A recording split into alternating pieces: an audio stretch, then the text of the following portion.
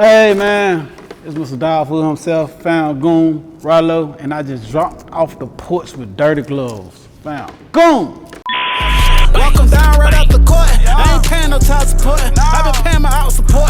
Wanna see the All right, so we got the one and only Ralo jumping off the porch with us today. Welcome, bro. Found Goon. What's up, Mr. Dolph? What's up, baby boy? Man, welcome, bro. I feel like we was well overdue for this too, man. Of course. Yeah, This man. home. Yes, sir. Y'all was the first one. You smell me? I can get y'all to do anything for me. No did it, but anything for me. Nah, you know, we was holding you down during your stay, man. No disrespect to Did I love Did it. Yeah, you know, we was holding you down. We had a lot of good talks, you know, while you was locked up and everything, man. So Right. to see you come home and just get right back to work and keep shining like you would, man, I love to see that too. You know, I just appreciate y'all, you know, supporting me throughout supporting me throughout the whole bit. Y'all pull up, y'all, anything I need posted, anything y'all need handled, you know, y'all always supported me, man. I appreciate that so much from the heart. No, absolutely. I feel like we supported you since your first record too, bro. Of course. Like, that one thing y'all do, y'all ain't biased. Y'all give anybody a motherfucking chance. Nah, that's I appreciate it. Yeah, 10 years strong, man. 10. Yeah. So happy belated birthday, man. How we celebrate yesterday? I mean, everything that could possibly go wrong went wrong yesterday. What? You feel me? You know, it was a storm, bad storm, and some kind of way with this storm, it hit a lot of different light poles. And I seen some shit fly across me. I'm like, what the fuck is that? Is that a firework? It wasn't even a fucking firework. It was actually some type of electricity line. This shit had popped and blowed up. Oh, damn. And that shit was like something that the eyesight ain't used to seeing or whatnot. So goddamn, that was way out there. I was leaving shooting my video with the Double twins. Shout out to them, shout out to the twins. And we was on the highway, so when we got back to Atlanta, shit, I'm thinking that's just some shit that happened there. Now that shit happened on several different light poles, to the fact that it happened on the ultimate level over there by the club that I was at, which is off Old National. Oh, wow. Club VVS, shout out to Big Al. And man, the whole street was blocked off, like the whole four-way corner was blocked off. Then we got in that motherfucker. It was so freezing cold, and about 10 minutes after I parked, I had got notified that all the lights was off inside the club. So you got hundreds of people just sitting inside the club with the lights off. It's freezing cold, rain. You know, you run into a place to get coverage because you don't want rain to get on you. These people got on their new clothes and shit, and it's a Wednesday.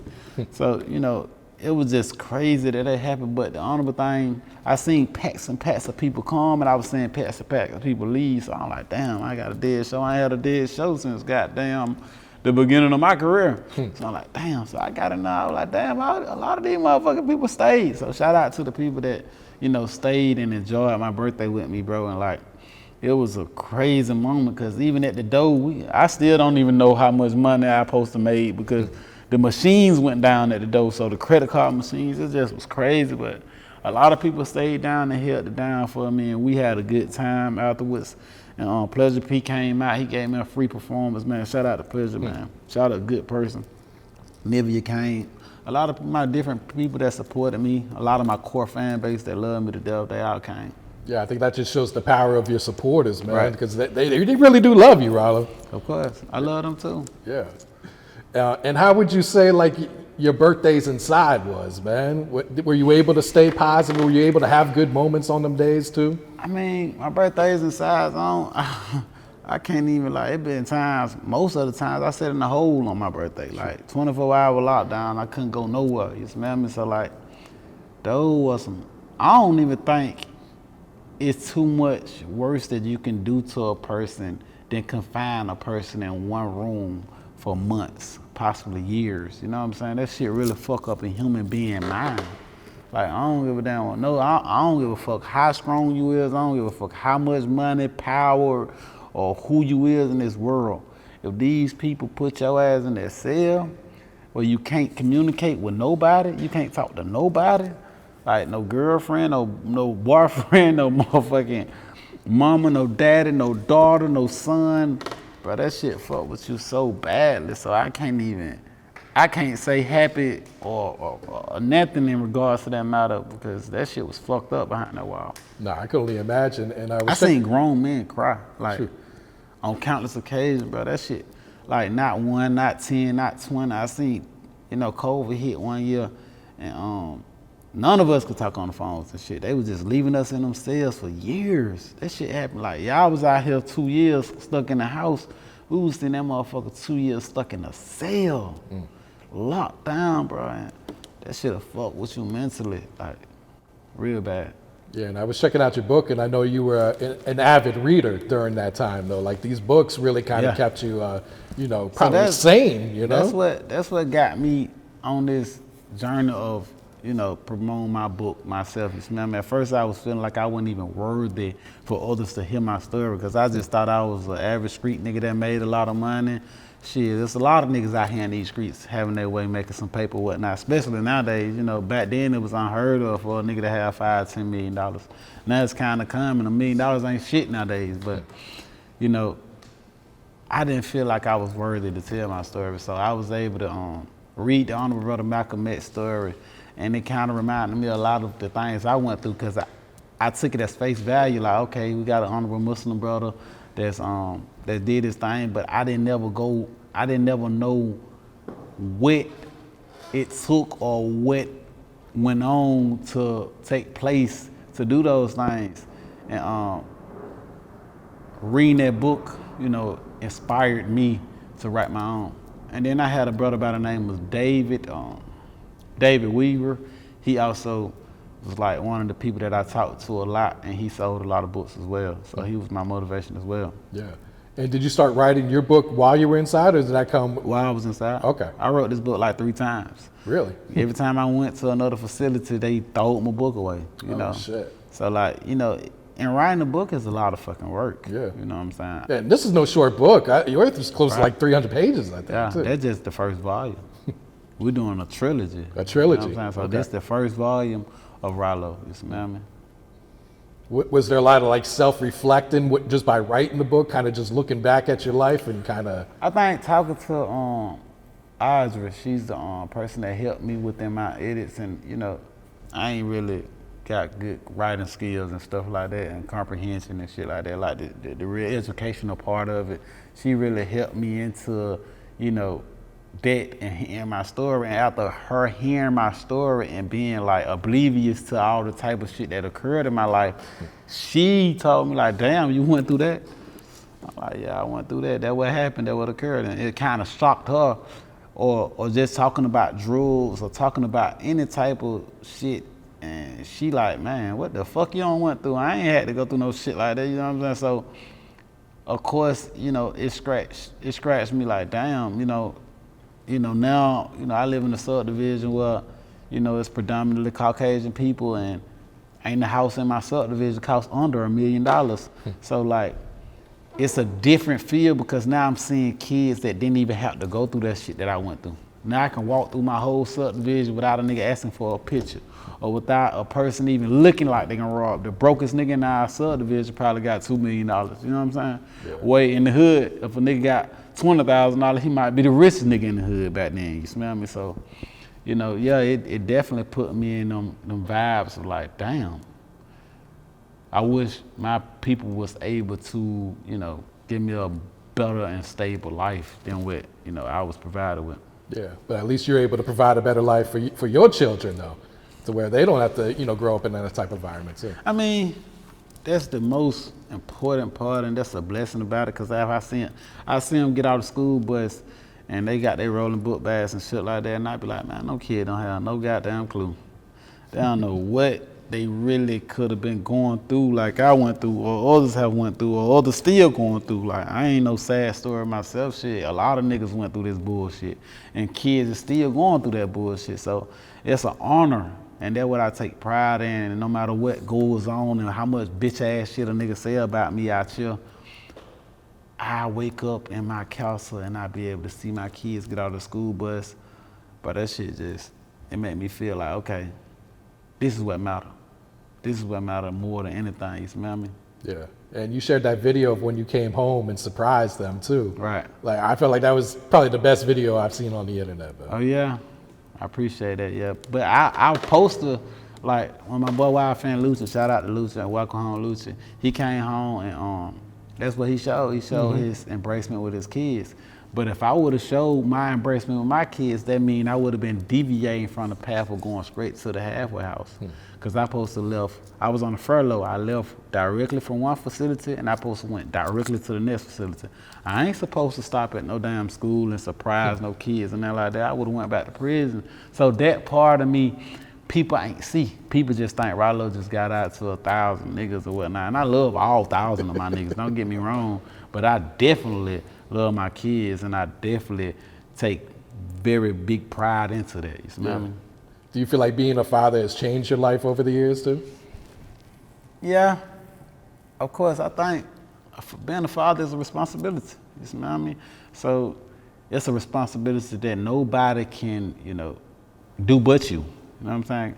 You can't substitute a father for real. You smell me? We can be a stepfather to other people's kids, but ain't nothing like having that real father in your household. Like the baby mama, baby daddy shit, that shit ain't really cool. You smell me? Like kids need their parents in the household together. So sometimes everybody be like, I'm just trying to make this marriage work just for the kids. I'm just trying to make this relationship work for the kids. And that's what the fuck you need to do.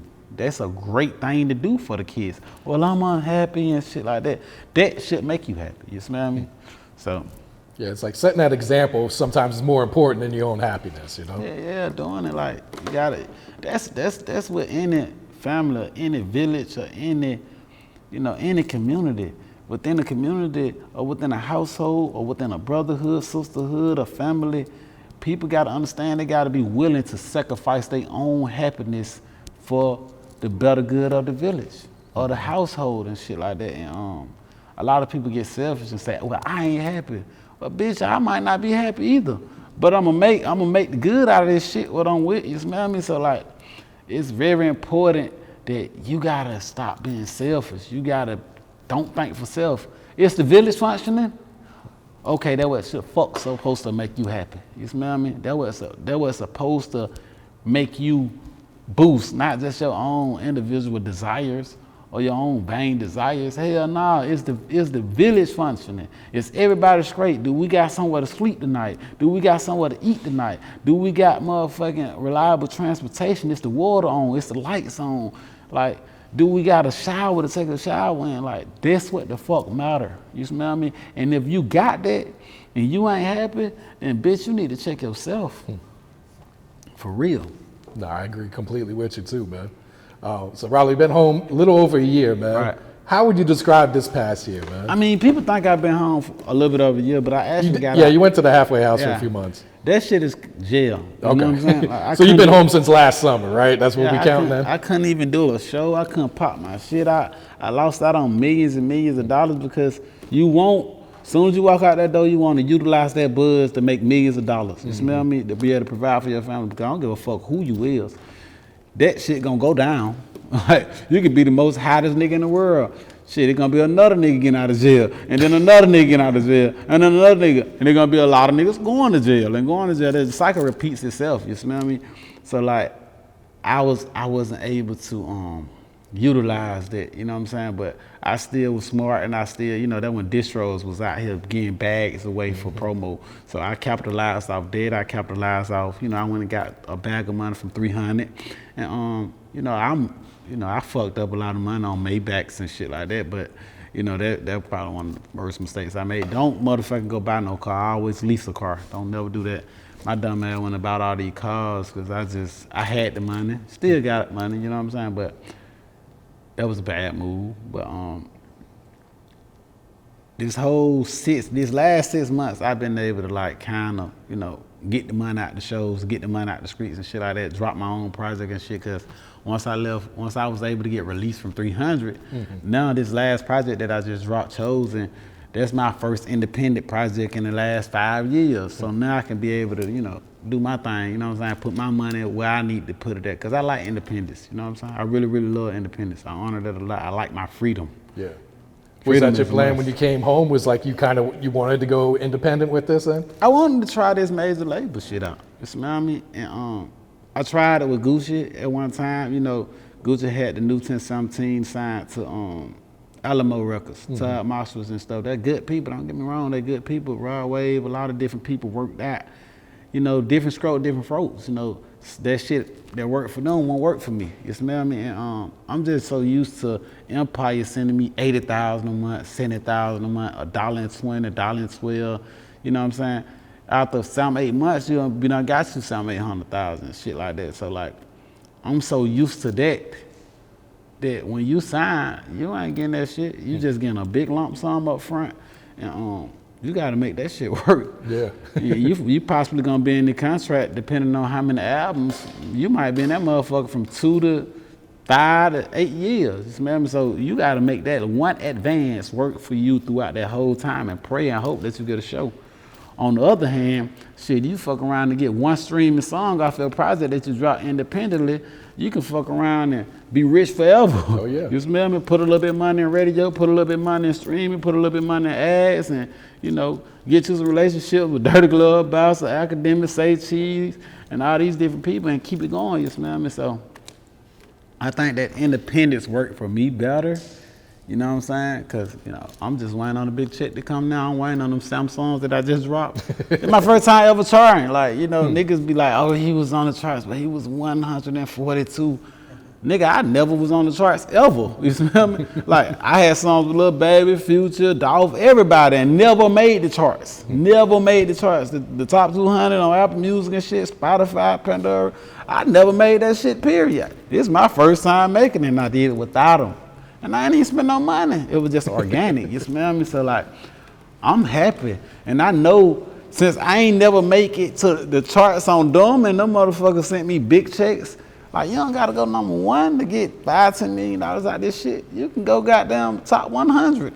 Or you can go to 140, you know what I'm about, and get you a big old bag out this shit. So I know that a lot of little numbers add up to a big number. Oh, yeah. And you know, I'm a hustler, I'm from the dope game, so that's the way I be working at, and it worked better for me. This is my little formula. I kind of look at it like the dope game, but what you got to do with the money, you got to dump it in real estate. Boom. And you got to dump it in the right real estate, though. You smell me? You can't just go buy some any damn thing and say, okay, I got real estate. No, you got to go buy some land, and you got to build that shit from the ground up, and you got to pull from the new construction. You smell me? Pull the equity. Get your score right. Get your credit score right so your interest rate can be cheaper. Get your score right so you can get 85% of the equity instead of 65% or 55%. So it's like the dope game in a way, but it just take a little bit more time, and it take a lot of more thinking. You smell me? Yeah, because I know yesterday you announced that you bought some more land, like right next to the lot where your mom lives. So, and also whenever you buying this damn land and this property and shit like that, you gotta be able to maintain it. Cause I got a cousin, Lil Man, shout out to Lil Man, that's my uncle Elmo Davis' son. They're my biological, my first uncle, my mama brother. He called me, he like, man, Cole, you know some niggas in Memphis? You know, Ralo gang in Memphis. You know, I got a nice little crew. Long live my motherfucking nigga OG dog. But he had a good little crew out there, so they love me to death out there. I got some good little men down there. And he was like, I want to say Big Boogie was a part of Ralo gang too. Shout out to Big Boogie. But he had called me, he was like, cuz I got a house in Memphis I bought. I'm like, nigga, you live right down the street from me in Atlanta, in the hood. What the fuck you doing buying a house in Memphis? He's like, man, I know, man, I should never did it. So what I'm saying, the lesson in that is, I bought all this shit right next to each other. So I just look at that shit like the Monopoly board. Like I need to be able to get this, to get that, to get this, to get that. And you know, every time a motherfucker walk over there, I get me some money off of it or whatnot. So like, it's easier to maintain, it's easier to build, and it's some bogus ass contractors out here, so you gotta learn this business. Don't let no nigga say, I'm a general contractor and I will invoice you on this. and the motherfucker be done invoice you $200,000-$300,000 or M or whatever, and he really cheating you, you gotta learn this shit. Like I learned how to go to the concrete man for the foundation, the electrician for the electrical, the plumbing, the HVAC. You gotta divide that shit into independent sources, because if you put it in one source, they're gonna get you every time. I don't give a fuck who he is. I'm an honorable this. Nah, fuck that, nigga. These niggas is out to get you. They out here to make money. They gonna get you. So yeah, I bought that land. So now the house next to my mama house that I bought while I was in prison, so she can go over there, she can look at it, and she can form it to the way she want it, how she want it, how she want her flows, how she want her walls, what she want shit at. And you know, I got me some land right across from her, so we're gonna build twin houses so I can see my mama every day. But I don't want to be in the house with her ass. Yeah. I ain't like that now. Hell nah. I want to be able to enjoy my life too, and she enjoy hers. But it's important that we enjoy this time with our parents, man, because we don't get that many. We only get 2 of them. You smell me? How proud is your mom of everything that you've been able to accomplish, though, man? I mean, shit, women gonna be women.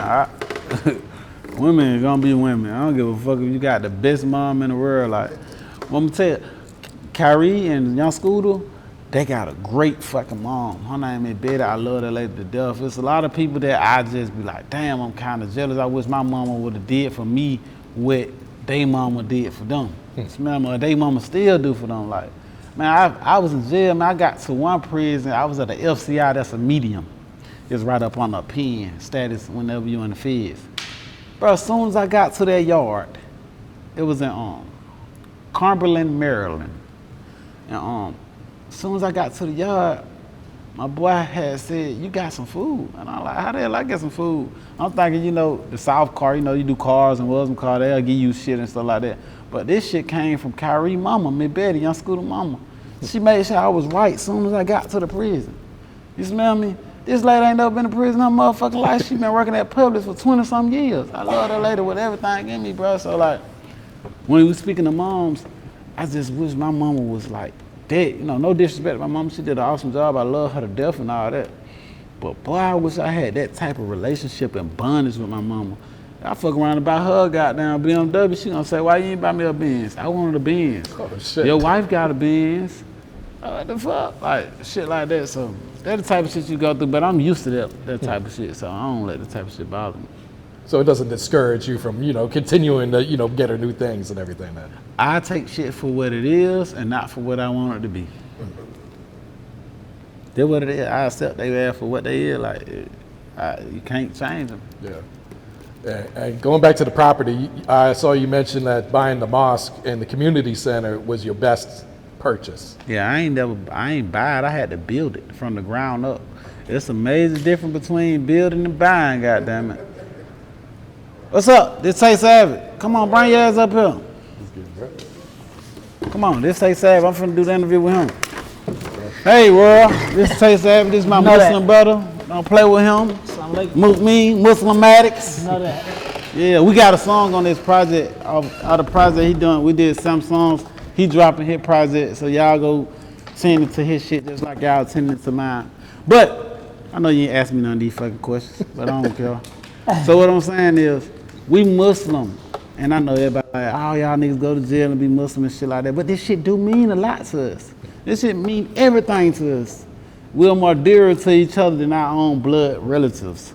Like, I love these brothers, and what we trying to do, we trying to create a lot of unity. And I know we fucked up as people, because, you know, we just fucked up. A lot of shit have transpired between the time of Malcolm X and them and us. But we're just trying to put this together, so I wanted him to come up here, you smell me? Promote our little single and shit. I hope y'all like it. We shooting the video, we shooting the rest of it today. And, you know, we're just trying to. So, Tay, how'd you link up with Ralo, man? How long does this relationship go back, bro? Man, when I first get up with Ralo, I think you was in jail, nigga. I was in jail, yeah. And I was talking I ain't to gonna lie, Sadiq. since day one, he, like, you know what I'm saying, it been love. Since day one, he talked like we knew each other for years, you feel me? But that's just Islam, like, that's Islam for you. So y'all connected immediately, like clicked and everything, man. Yeah, for sure. Yeah. He immediately embraced it. One thing about, you know, in prison, bro, like, I know in South prison, like, we have to have each other back. Especially now you got this gang shit going crazy and shit. Like, I used to be a blood, I used to be 9 Trey gangster. And it been times where the Bloods went at it with the Muslim. It been times where we got Atlanta. I'm from Atlanta. I'm one of the only niggas that in the dome with a couple of Atlanta niggas, and the Muslim had to get on their ass, and I had to choose Islam over them. You smell me? So, like, we automatically know where we came from with that shit. You smell me? We automatically know, like, okay, behind the wall, it's niggas that's putting in blood, sweat, and tears for this religion to prosper and to hold up that banner of Islam. So like the unity, the brotherhood, and then all this bullshit niggas always saying, oh, niggas go to jail and become Muslim because they scared or they rats and shit like that. Man, I would beat your ass. You know what I'm saying? Like, I would whoop your ass one-on-one with Wallahi. Like I'm for real. Like I've been, I beat your ass, man. Or I'll try. You know what I'm saying? What I'm saying is, so like we know how much sucker shit we have to go through as a Muslim. You know what I'm saying? So when we see another motherfucking Muslim or even feel another Muslim, it's like we done there want to cry. Cause goddamn, we together, fuck the world. You know what I'm saying? So that shit just automatically when we get together, I'm like, oh, Tay Savage, he in the wall, he behind the wall, so he already know. And then you got niggas like Sadiq and them brothers up there that's trying to clean up the community and shit. That's they got that older than us and wish they hoping like, damn, I hope these niggas can come together and do this shit because we weren't able to do it. You smell me? So they goddamn, they'll be lingering over us like, man, y'all need to do this shit. I can't force y'all need to do this shit, but y'all need to do it because this is what need to be motherfucking done. You smell me? So like we got that too, and I know I don't want to let them down. I know Tay don't want to let them down. He wouldn't be here today. You smell me? So. That's just some shit that we got going on Islamically. Like, we want the Quando, Rondos, and Dirk to get together. We that type of shit. You know what I'm saying? We want all the fucking Muslims to forgive each other and come together and congregate in prayer and shit. That's what we on. Yeah. And Ralo, I know you've been big on like pushing forgiveness and everything too, man. Right. What's been one of the most difficult times where you had to forgive someone, man? One of the most difficult times. I just went through some shit with one of my main men and this nigga lied on me. Like, not on that rat shit, this ain't got nothing to do with that rat shit. But this nigga lied, this another motherfucker.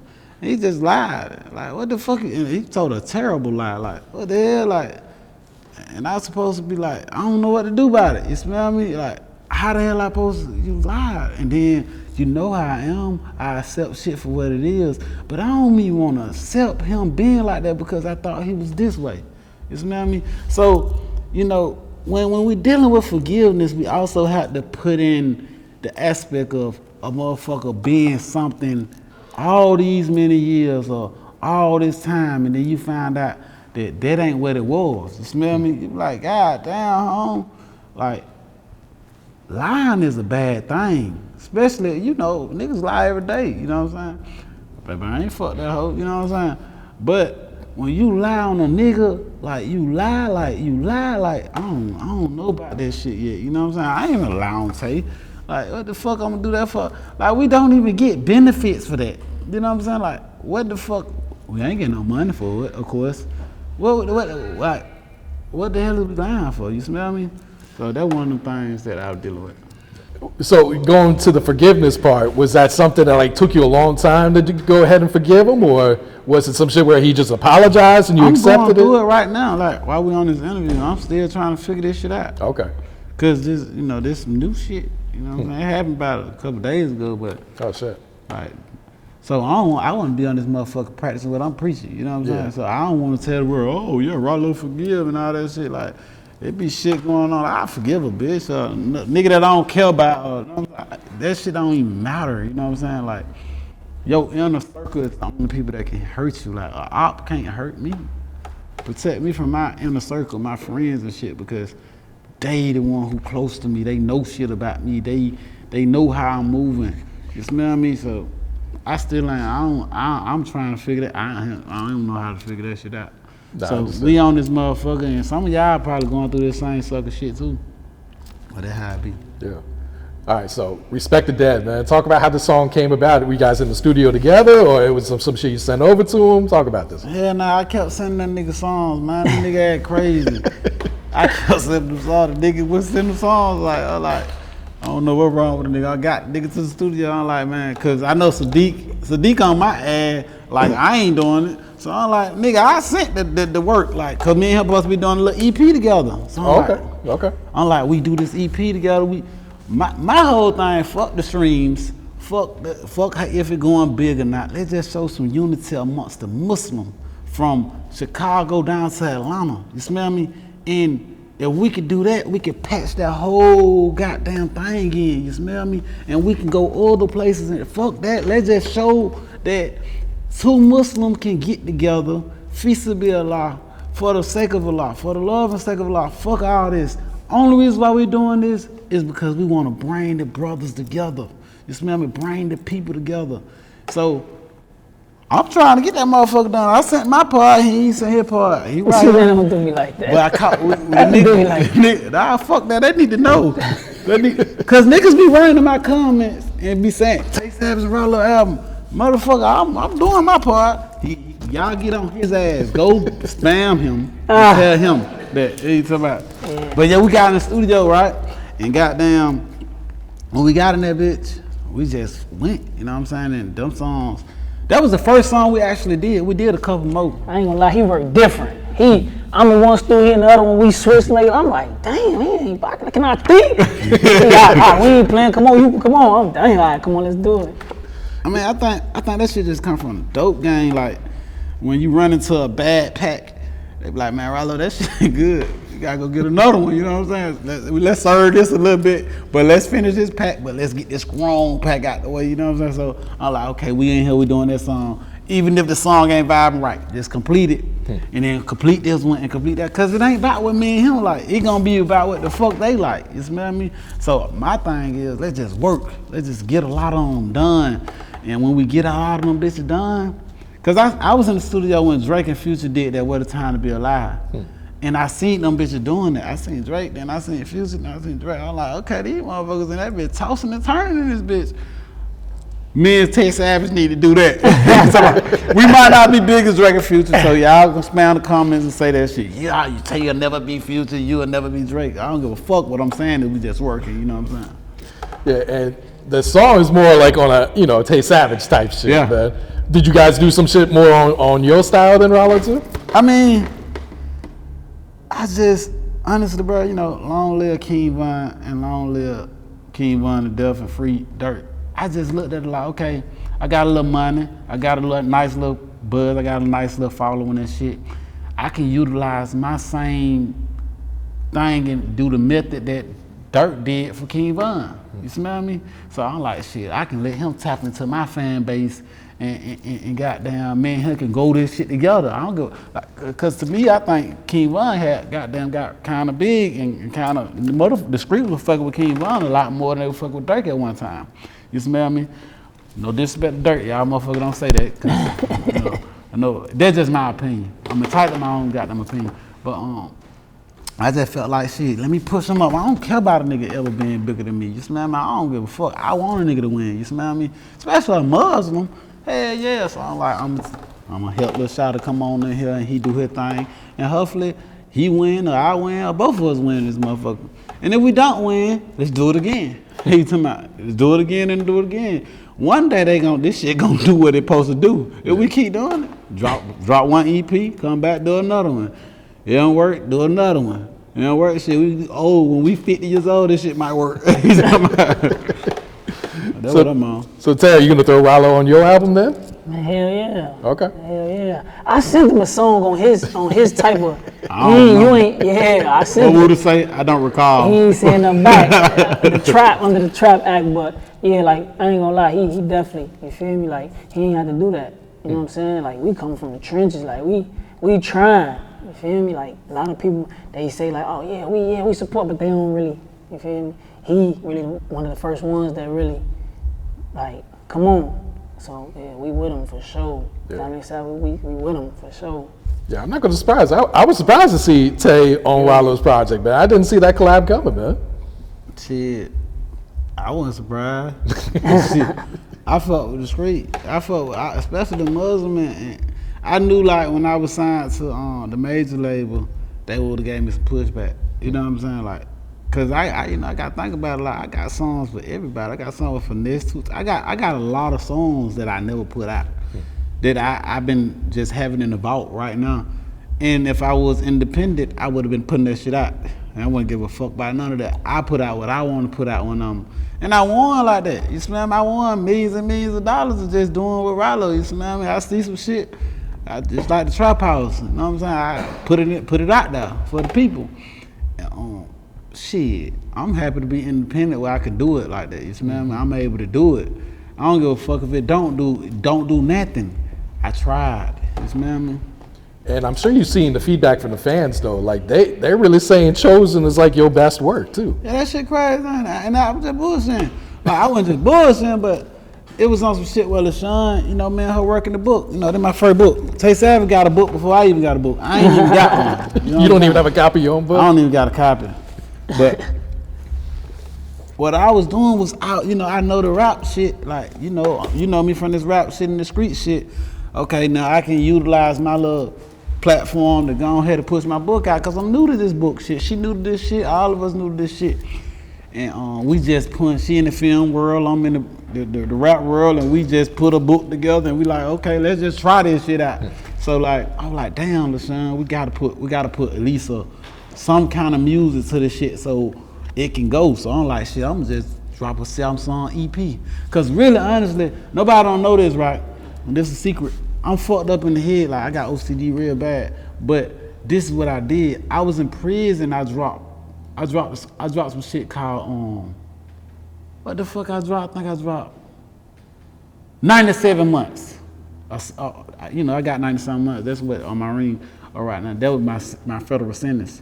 Cause I was telling Future like, shit, you know how you did 50 Cent 9 crazy? Motherfucker, I did 97 months crazy. Hey, you talking about? So I was on some shit like I'm gonna drop a 9-song EP, right? When I was in jail. So I dropped the 9-song EP, right? And I was like, shit, whenever it's time, I'm gonna drop a 7-song deluxe. You know what I'm saying? So really these songs is what I just felt like I owed the people. You smell me? Everybody forget about shit like that because, you know, niggas see some shit and they forget 2 weeks later. But I felt like, I always like to pay my debt. If I just owe some shit, I just gonna owe, and my brain so fucked up, I was like, shit, let me go ahead and pay my Samsung deluxe. You know what I'm saying? Yeah. So that's where them Samsungs really actually came from, and I put it on Chosen. And I can't believe that motherfucker charted. I can't believe it did all that. I honestly I don't know how they do that. That shit crazy. You know, the whole world was just against me. Niggas went posting my shit and then I still tried it. That shit crazy. And I think you caught everyone's attention with that Slime Survivor, man. I guess you went crazy on that shit, man. Yeah, I was just going through some shit. Like, I like going through shit. I go read comments. They say bullshit about me. I go in the booth and I talk to that. Cause you know what you ain't seen was a nigga walk up on me and do like they did Gunna and call him a rat and play them type of gun. Cause I might punch your stupid ass clean out. I might violate my probation like out the gate. So you want to do that? I'll punch your stupid ass out. But no threats. But niggas know not to play like that, you know what I'm saying? Like, I don't even understand why he ain't punched on them nigga ass out, cause he been boxing and shit, you know, I know he know how to fight a little bit or whatnot. Punch one of they stupid ass out, come and play on the type game. But yeah, I just go read comments and I just go in the booth and just go crazy. I don't care, you know what I'm saying? Cause I ain't looking for a friend, you know what I'm saying? I love Islam and I want Islam to propagate and shit like that. But I ain't with all that trying to be cool with no nigga ass shit. Was that a song that you wrote, or you just punched in Slime Survivor? I ain't never wrote no song. I just punched in all my songs. I think that when I write, that shit make me feel like I'm in jail. I hate jail. Like all my partners that's in jail, man, I be talking to them niggas in jail, and I be wanting to tell them like, bro, I love you, but could you just call your girl and tell her to come get the money, or tell her to send the money, or I'll get her the money and shit. Bro, I'm so fucked up about that jail shit that I don't even like hearing that. You ever collect car? That shit got me so fucked up, but I know I've been there, so I be on some shit like, I gotta look out for the bros and get on some communication and shit like that, but I'm gonna be honest with y'all niggas. I hate that shit. I don't even be wanting that shit to be on my love. Like, that shit be fucking with me, man. That shit, like I ain't cool with that jail shit. Like, fuck no, man. That shit ain't cool. Y'all niggas need to get out of jail. We need to stay out of jail. Like, for real, we need to help each other. Like, this shit ain't cool, man. Yeah. No pussy? Shit. No ass just bouncing around, wah, wah, wah, you know what I'm saying? No bitch rubbing on my stomach and shit, man. That shit weird as hell, man. On them hard ass niggas, man. I'm tired of them niggas. I'm on the K2, the dudes and spiking out, calling them. I'm tired of that jail shit. I just want everybody to be free. That need to be free. Keep my nigga free. Keep Tay Savage free. And then I just talk to Musl, man. Musl got in some damn trouble too, man. Yeah. So, man, Musl, I love you to death, baby. Paper rock forever, man. Who were some of the realest people you met while locked up? While I was locked up? Shit, everybody real when you locked up.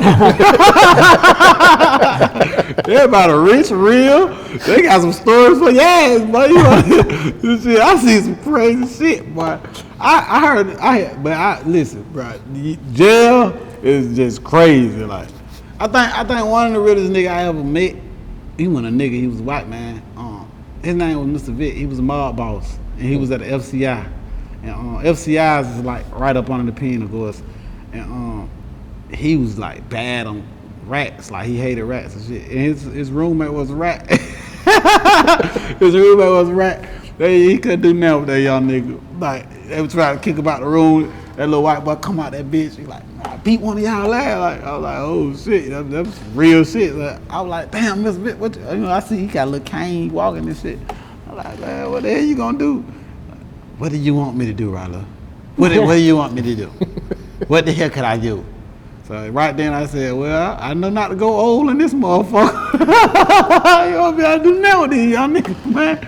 So he kept it real with me, like, Ralo, you just leave that shit alone. I don't give a fuck about none of that no more. I said, man, you just put your whole life into smoking racks and shit like that. Like, yeah, I fucked up, Ralo. I'm here to tell you I fucked up. He was on that phone every day trying to get out that bitch.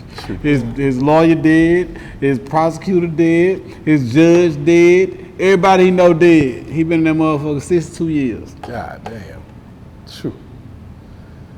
Yeah, make you realize that not to come back to this motherfucker. Yeah, nah, I ain't gonna go do that. I'll go get another job at goddamn Popeye. Cook me some chicken before I go back to that shit. I ain't going.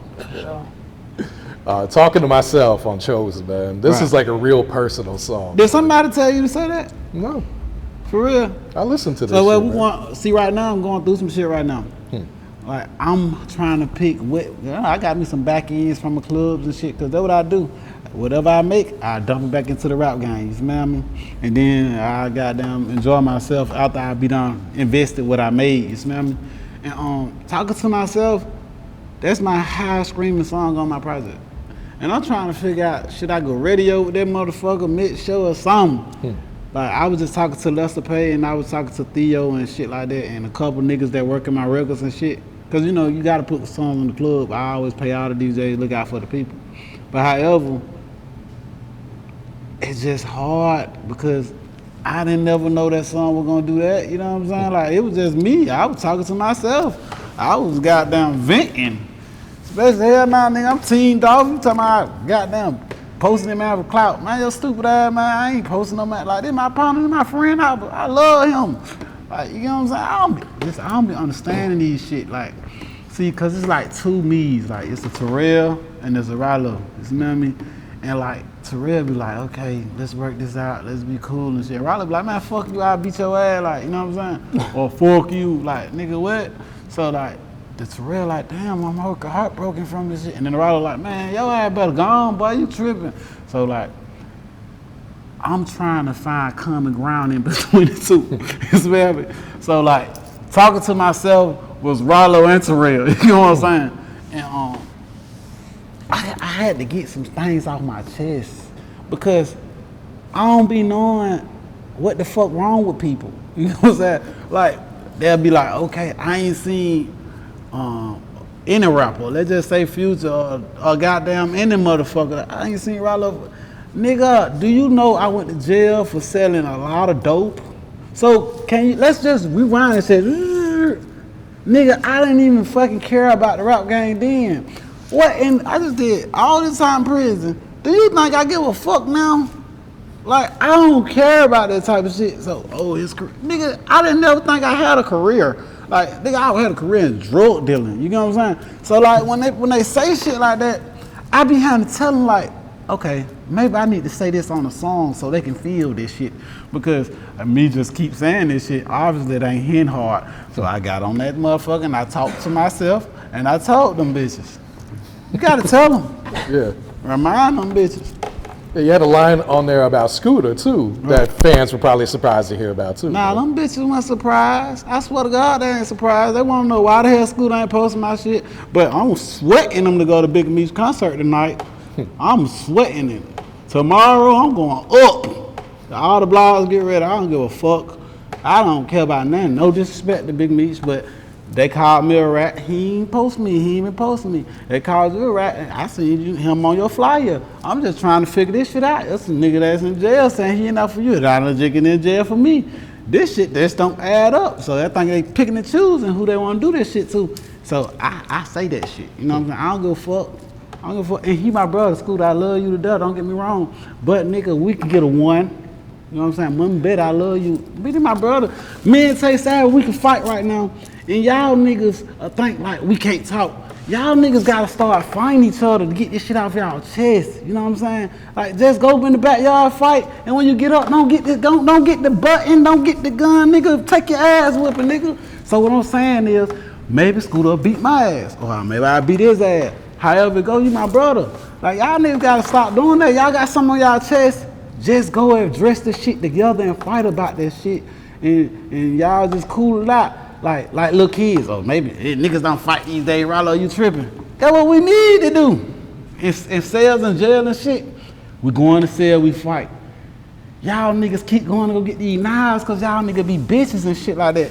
But really, honestly, what need to go on, just go on in the room and get this shit off your chest. You smell me? And then be brother. I promise you, wallahi, you'll become closer like that a lot. Just y'all come closer. You ever slap your bitch and then they think, no, I ain't promoting fight no hoe, but y'all be that cool. You know what I'm saying? I'm not promoting fighting women. I ain't saying I ever slap the bitch. But I'm saying, I seen niggas slap their bitch and they get back, they be back cool. You know what I'm saying? Not slump a bitch, like, nah, don't do all that. I'm just saying like a little argument, cuss them out, you know what I'm saying? But, yeah, you just y'all gotta learn how to just fight and be back cool. That's all I'm saying. I feel like a lot of friendships started with a fight, and then y'all get done and y'all respect each other, and then y'all become friends too, man. At least that's how it was when I was a kid. It's something that's in my soul, like it's like Incredible Hulk. I just want to punch a nigga ass clean out. I just punch, like, woo, that shit be fun. This shit used to be fun right here. This whole little section right here, there was a club called Top Out. Yeah, right here. You're right. This Top Out. Yeah, this is Top Out. Man, I lit this motherfucker up. You hear me? When we was kids, I lit this motherfucker up. There was a nigga named Long Live Shawty Giant, and there was Todd Strong. They was big dudes back in the days. These niggas had plenty of money. And they told me I couldn't come to this motherfucker. I came in this bitch and I add this motherfucker out. I was a juvenile, so you can't lock me up. I was a juvenile.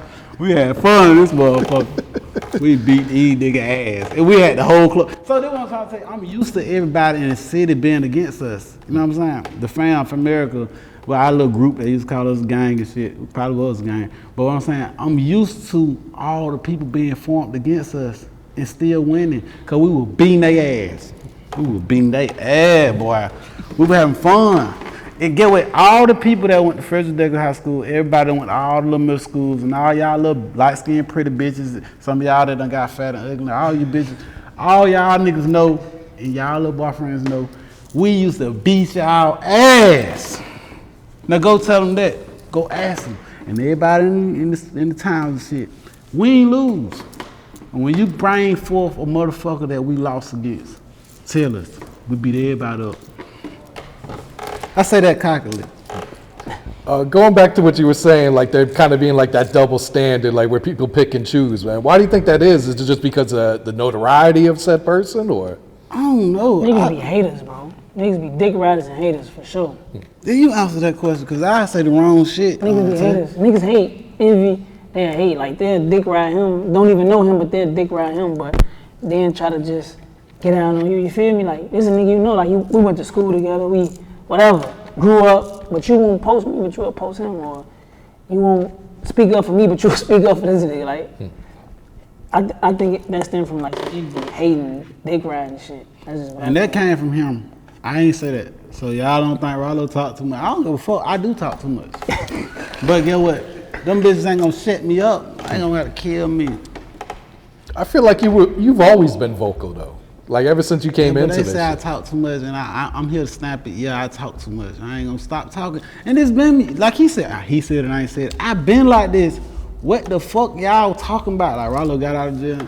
Bro, I been talking shit. I been never didn't care like that. Like, I don't want no beef. I ain't trying to spark nothing up with nobody. I don't want nothing. But I'm just telling you, just leave me alone. Like, I don't give a fuck about none of that. Were you a fan of Pimp C? Man, I was so goddamn young. We 90s, baby. We kids and shit. So, like, Pimp C, shit. Them niggas was pimping, man. You can't pimp no bitch these days. Like, these bitches No, I bring pimping him up us. because he was very vocal too about everything. Like he was quick to call out anything But that he saw. was like a chill call out. Yeah, man, that nigga, man, nigga, fuck you. You know what I'm saying? It's two different kind of brackets. You know what I'm saying? I'll bite your stupid ass. But I feel like you kind of calmed down these last few months. You think so?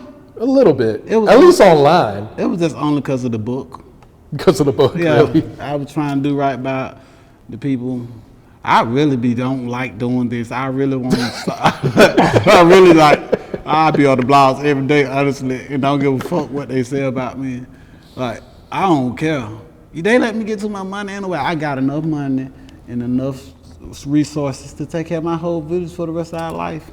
So really, I don't need them. Yeah. I don't care what they say. You worked with Shawty Lo early in your career, Right. man. Talk about that relationship, man. Shawty Lo was a real dope boy, man. Shawty Lo from the west side, real born home nigga, man. I think that he knew the game. A lot of niggas don't be knowing the game, the rap game. Sometimes you gotta diss a nigga to get on. You smell me? And sometimes you probably ain't trying to get on, but you're trying to get into that market of the rap game. You know what I'm saying? But this wicked ass the industry, these motherfuckers, they don't be understanding that it's a method. It's a strategic method. And he kind of got on when he went up on tip. You smell me? Even though goddamn, I don't think he won that battle, but he got in the game. I don't think he was trying to win the battle. I think he won a fight of the battle. You smell me? And Shawty Lo just was one of them niggas that he had his own little money, he had his own little team, he had his own little swag, and I think when goddamn, I hate that shit went down because he was pressure. He was pressure. He was a nigga with some swag, nigga with some money, a little short nigga. Talking that shit. I like when a nigga talk that shit. Talk to me. Make it juicy, baby. You smell me? Boy, he was kicking it. He was kicking it. I don't let Shawty Lo, man. He was a good nigga, man. And he really went in that kitchen. He really went in them trenches. You know, niggas forgot about Born Home, Silver Street, and shit like that. None of that shit don't kind of, fit in today's world. I don't like shoulda, done did ass nigga. I like niggas stay rich forever. But it's a difference between being rich and there's a difference between being relevant. So broke niggas it's hard for broke niggas to stay relevant. And that's why I always will be relevant, because I'm always be rich on a bitch. Get the money. You smell me? Whatever you say, guess what? I can say all this shit and then I come out this motherfucker and go get me a bag. You smell me? Go get the money. Have you been able to talk to Lucci since he's been home? Yeah. I just don't post it. Because if I post it, they're gonna say he clout chasing. You know what I'm saying? So I just talk to my boy. I tried to buy his kids some shit, while he was in jail, and they said, oh, he posting all this shit. So I just go feed the homeless. I don't post that no more.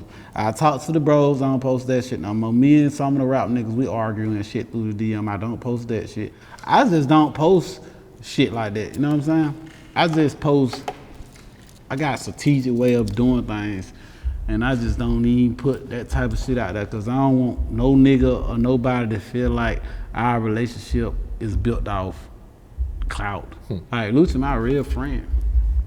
I love Lucci. Like, nigga, I sat in the hospital with Lucci Man, I love Lucci. That's my man. That's my man. And I just love hard. You smell me? Like when I fuck with a nigga or a bitch, a woman. Well, if I fuck with a person, I just fuck with them hard. Like, I don't know why. I'm just like that. It's just a flaw I have. How's Lucci doing, man? He with his mama and his girl and his kids. I ain't nothing better than that. You smell me? And he kind of fat. Don't get mad 'cause I call you fat, bro. I love you, but this shit gotta come off of you like it did me. I came out that motherfucker. You know what I'm saying? And now I'm back out that motherfucker. You know what I'm saying? I'm out here. So I think he just gotta twist this shit around and get, get in now. You know what I'm saying? Yeah. I saying he kind of shocked to be out this motherfucker.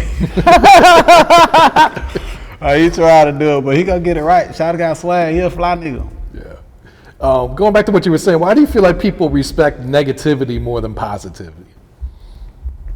I think fear is better than respect.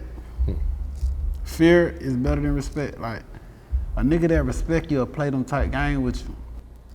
A nigga that fear you, I ain't gonna play with you. They ain't gonna play with you. You know what I'm saying? Like, hell nah, like, people respect. I don't come in this shit asking for nothing. Come in this shit with your chest up like, nigga, this what I want. I'm gonna get it. And y'all gonna obey, y'all gonna cooperate, or y'all gonna get out my way. Excuse me, let me walk through this motherfucker, you smell me? Like, that's what I'm on. And I just think that, all that politic and shit, man, that shit ain't me, bro. Like, that shit for the birds. Like, you gonna respect this shit, but you ain't gonna check this shit. So even if you don't respect it, nigga, you ain't gonna check it. And the moment you check it, we might crash around this motherfucker. You smell me? And then I'm gonna do it in a legal way, cause nigga, I ain't going to jail cause you ain't finna trick me now. I ain't no crash dummy. You smell me? But I got hired legal security, and I'm a double dog there your ass to come over here. And I ain't trying to do no premeditated shit. I'm just saying I'm here to defend myself, so I ain't gonna go over there fucking with you. Come over here fucking with me. But while I'm over here, you gonna see me. I'm gonna make sure you see me.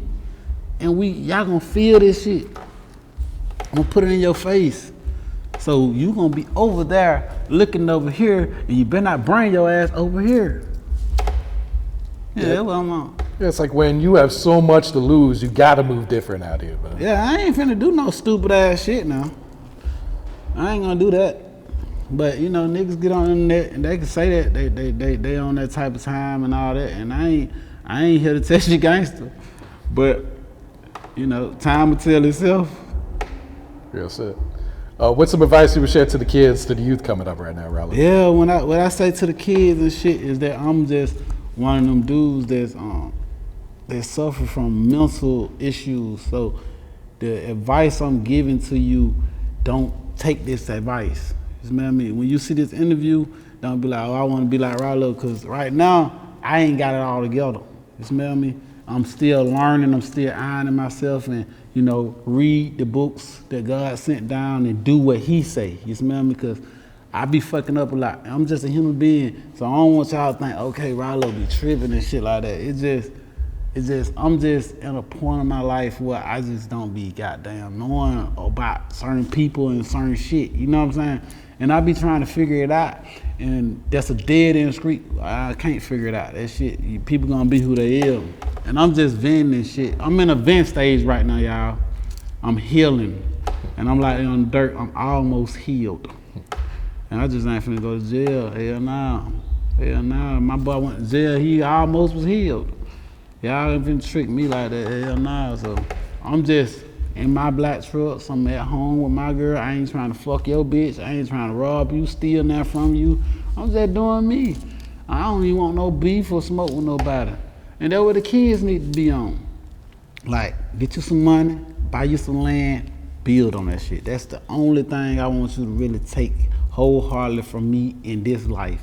Other than that, invest in your Lord. Invest in praying to Him, invest in learning more about Him, and invest in knowing that you ain't gotta go through a man to get to Him. You can go directly to the plug, baby. You can go directly to the plug, all that middleman shit. Even in the dope game, that shit never work out. So. That's just me. And don't nobody get all religious. Oh, I'm this, I'm that. Nigga, this is what? This is my opinion, this is my life, and I ain't disrespecting your life, and I hope you don't take it in no offensive manner. But you gonna do it anyway, so yeah. Nah, real shit, man. What'd you think of Kendrick's Super Bowl halftime? That bitch shit? made a statement. And when we say bitch down south, down mean we, calling a man a bitch. It's a South thing. It's a Florida. I don't know shit. So man, I think that bitch made a statement. I think he, I'm Team Drake. I love Drake to death. Like I'm always been a Drake fan, but the way that nigga Kendrick Lamar stepped on that motherfucking field, he ain't even supposed to be there. Niggas hated him being there. Yep. I just like that cocky shit, man. I just love that shit. I stood up, chin up, chest out, nigga. You in New Orleans, I don't want your stupid ass. These folks love Lil Wayne. Nigga, you up here fucking with Drake at a Lil Wayne spot, nigga. That shit crazy. Like that nigga had one of them motherfucking. I was like, wow, like what the hell? He ain't even, nigga ain't budge on that, nigga. Yeah, he like I'm looking at him in the eye. I'm trying to see this nigga. Nah, that nigga came in that motherfucker, right and left out that bitch. And then he got the little girl on, Serena Williams. That bitch was in that bitch crip walking. Boy, that nigga turned that motherfucker up. Like I think, some people were like, the crowd wasn't reacting to it like that. They were saying that, right? Mm-hmm. And that's the video what people was. But however, if I knew every Kendrick Lamar song in the world, I still wouldn't have been able to say nothing because I was just shocked. Like, I think motherfucker was shocked like me. That nigga came out that motherfucker. And then the way he set it up, like, they ain't gonna let me do the song. And he did it at the end. That bitch turned that motherfucker upside down. But, I don't say I'm picking up motherfucking sides and nothing like that. I just liked it to fight. Yeah, I feel like we got to applaud anyone, that gets that opportunity in the culture too, man. Whether it's Wayne, whether it's Kendrick, man. As long as it's someone that don't even happen. That shit rare. Yeah, that's only the second time. I do think Lil Wayne supposed to do the city, of course, but God damn how the apple fall from that tree like that. That was a crazy way of doing something. God working in mysterious ways. That shit was wild. Like, how the hell that even occur? Right after that. No, that shit wild, boy. And then Lil Wayne is in Drake got down by your picture. You know what I'm saying? And he been there. That shit crazy. I think he'll get his opportunity eventually though, man. Lil Wayne is a GOAT. Absolutely. Like I don't even look at that as an opportunity for him. You know what I mean? Like this nigga here did 20 years on main screen, no fumble, no. The nigga rap good as a motherfucker. I don't give a fuck. They say he got a ghostwriter. Nobody can say it like him. Like that nigga, man, that nigga GOAT, man. Some people, myself, my personal opinion about shit is like, when you already got it, what are you trying to get? You know what I'm saying? Like niggas bash Lil Baby online. Oh, you just ain't big no more. You fell off and all this other shit. How the fuck can he fall off? How? And to a point where these people be saying this shit to Lil Baby, and this nigga might think he fell off a little bit. No, you never fell off. Nigga, you did some shit that none of us have done. You did some shit that Ralo and none of us in this motherfucker have done and been places that none of us have been, and your shit gets spent every day. Like, what the fuck is it matter if Gunna outstring you a time or two? Like, nigga, you outstring Gunna 1,000 times. You know what I'm saying? Like, not saying, but I ain't talking to him. I'm talking to everybody. Like, man, this man done goddamn went all the way up and held the city down for how many years? Like, man, that shit. So that's the same thing with Wayne. Not even comparing, because niggas don't be like, you can't compare Lil Wayne to Lil Baby. I'm not fucking doing that fuck. I'm saying that these niggas have done shit that can't be taken from them. Even if they never get more. Even if Lil Wayne never get a Super Bowl. Not saying he won't, I hope he do.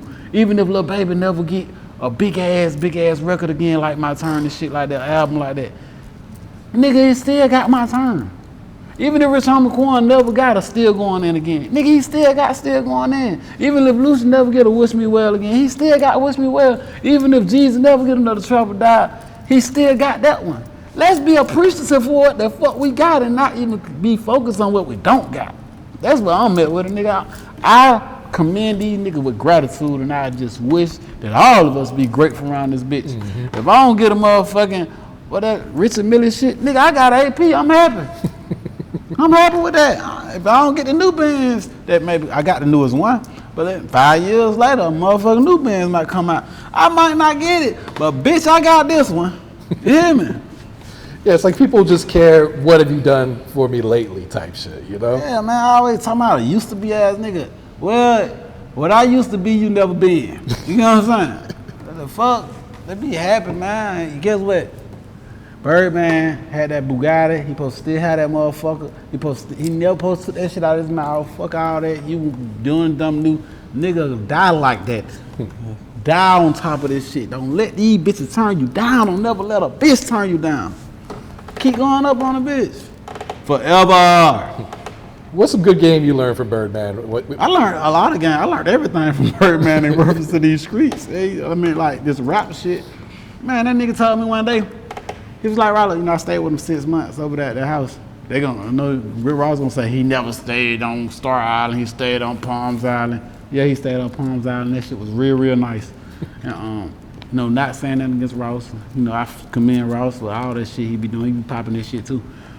But that nigga Birdman, we was in the motherfucking, you know, I just used to be walking around this nigga house with my camera every day, text a message like, baby, look, look what he got. And that nigga shit was nice. That nigga got OCD like me too. That nigga got flip-flop. That nigga, I learned a lot from him, but this one thing that stuck to me.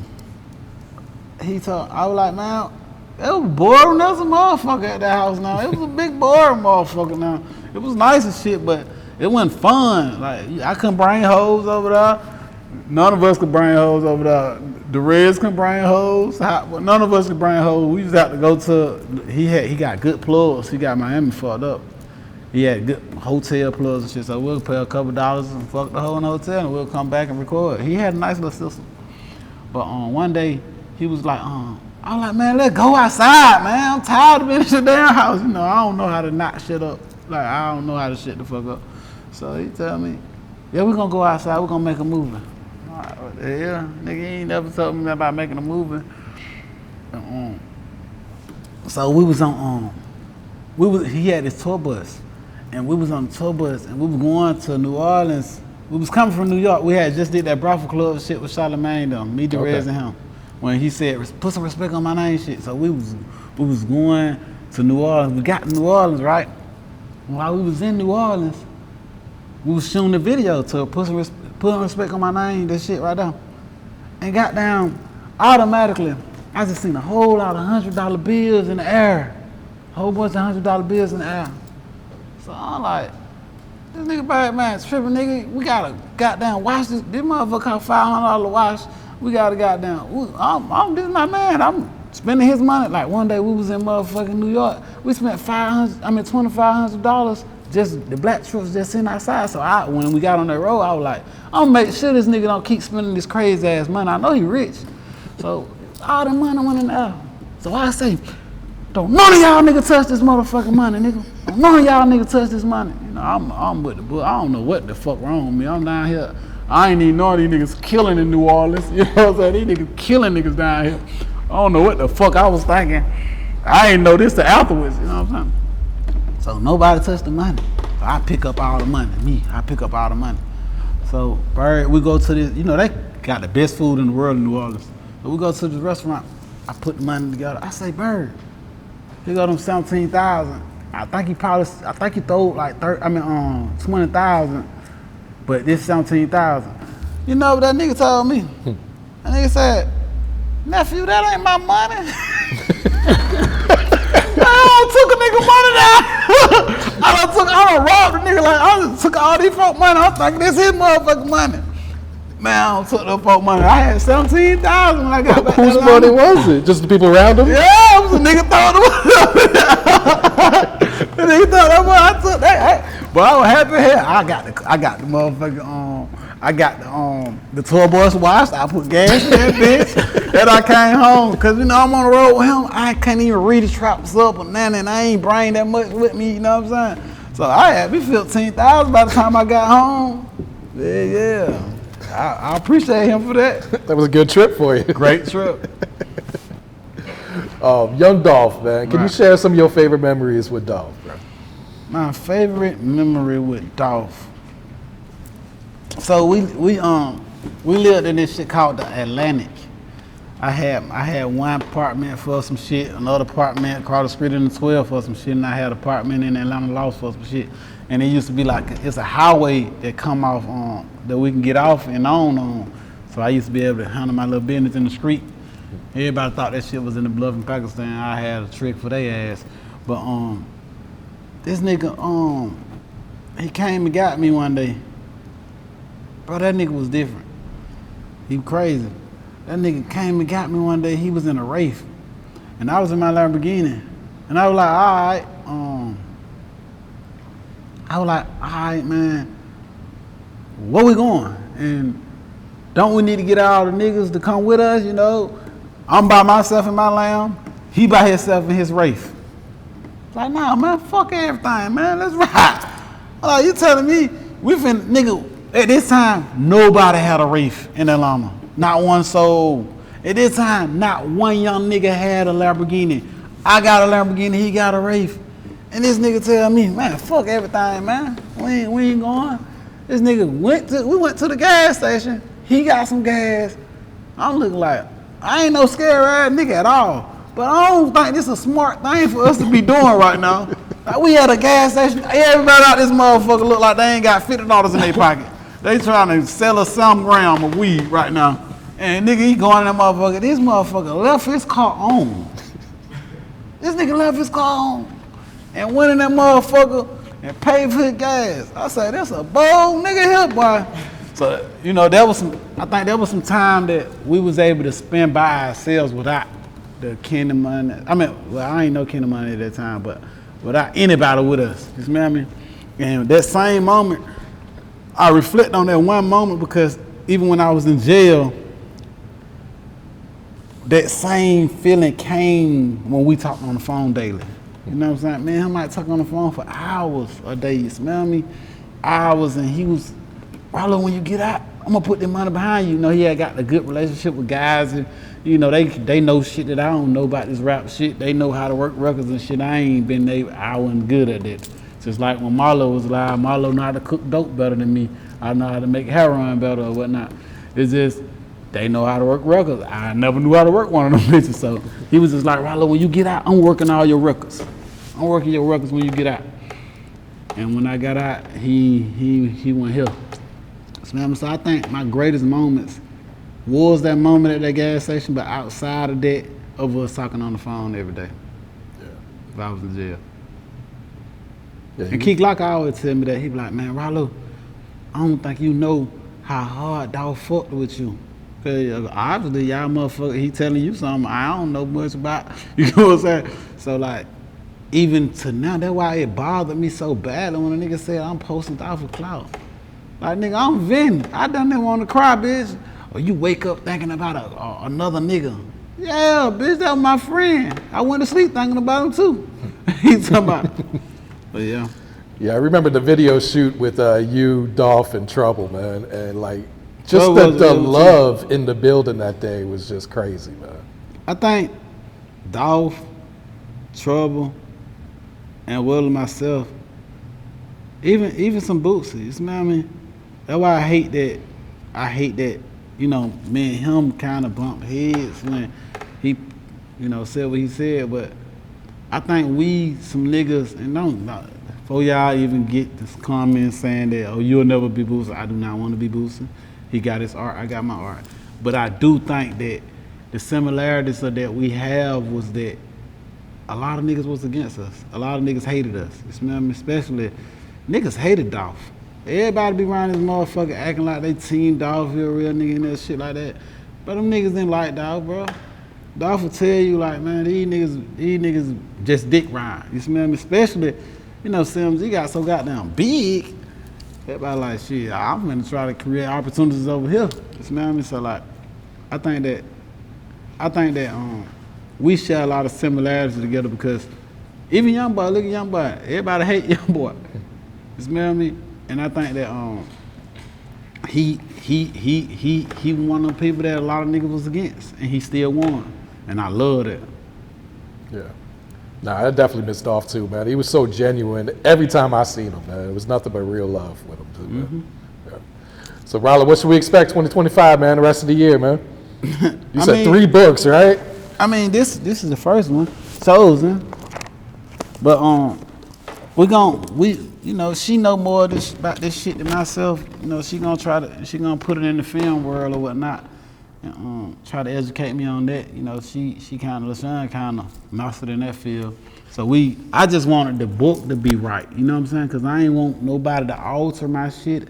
Like even El Chapo, like when he got locked up, he was trying to make sure his story was right. You know what I mean? So like I just wanted the story to be right, and now we can go into putting it visual. You know what I mean? So expect visual out of this book. Expect the audio out of this book. You know, this year kind of is my work year. You know, I'm able, inshallah, tomorrow I'll be able to get my permit so I can build my plaza and finish up my plaza and stuff like that. So that's a life-changing thing that should occur tomorrow. I've been waiting on this shit for like 8 months. So that's big. Outside of that, really, I'm just working. Next year, pretty much the year that I'm gonna call my year, hopefully. So this year's all work, no play. And next year, you know what I'm saying, hopefully I'll be able to start taking trips and shit like that. You smell me? It's like you're planting those seeds this year. I'm planting them seeds this year. Like even all this year, I ain't doing nothing but taking 10,000 for me some walkthroughs, taking 10,000 for me some features, 5 and 10,000 for interviews and shit like that. And, next year, hopefully I don't have to deal with that type of shit. I don't want to be no nigga to rely on the rap game forever. Nah, real shit, You know what I man. mean? So hopefully the little money that I get from my plazas and shit, I'll be able to, you know, feed the village. Yeah. All right, Ralo, you got any shout outs you want to give before you wrap it up here, bro? Hey, shout out to the motherfuckers, the people that want me to lose. Shout out to them people, because the more lame shit and the more barriers you try to put in my way, I'm gonna keep knocking them down. I'm gonna keep going. You know what I'm saying? Only way you gonna stop this shit is death, baby boy. And I hope I continue to protect myself from y'all motherfuckers in that. I'm always on point. And if I ain't on point, I bet that my niggas that's around me be on point for me and for us. But shout out to y'all, you know what I'm saying? Cause y'all my motivation. Y'all make me motherfucking go think. Y'all make me get up and goddamn go get a bankroll, cause I refuse to let you bitches call me broke.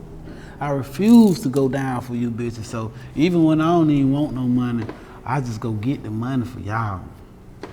Shout out to y'all. Welcome down right out the court. I ain't paying no child support. I been paying my out support. Wanna see these niggas court. Every time we try to get along, them bounce.